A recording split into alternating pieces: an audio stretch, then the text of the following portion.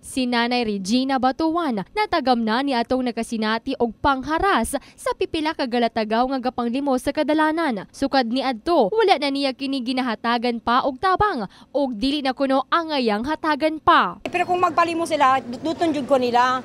Anang moingon gyud sila ti nya bisag dili ka manghatag. Anang murag kuhit-kuhiton gud kanila o nako nakatry na ko kay.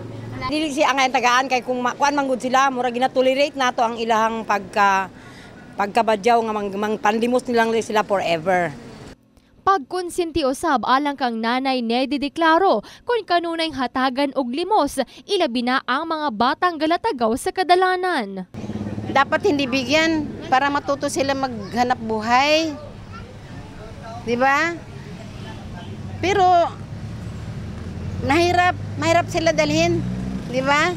Kahit sa kahit yung mga DSWD pag dinalahin natin sa doon, babalik naman agad.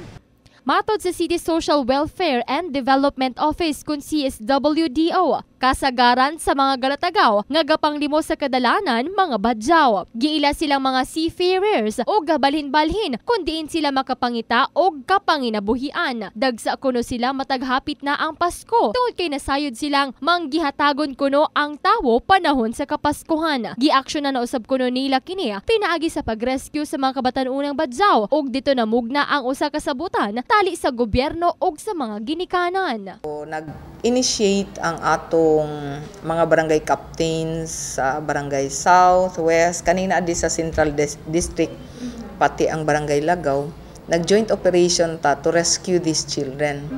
And na may procedure nga gilatid na ana atong Juvenile Justice and Welfare Council o niabot ta sa punto nga ang mga bata atong gikuha sa kustodiya sa mga ginikanan. Kasi kung tan-awon jud nimo ang mga ginikanan itself ang dunay neglect, no? Deliberate nga ilang ibulad sa init ang mga bata,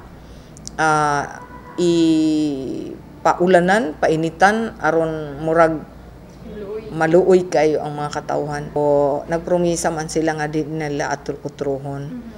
O ato na pong tan-awon kung masap na pod utro. Kasi kung dili na gyud nila, kung utruhon na pod nila, human na nga doon natay sabot, kay doon na may kasabutan nga gipirmahan sa mga ginikanan, kauban ang ilang mga leaders, no? Okay. Sa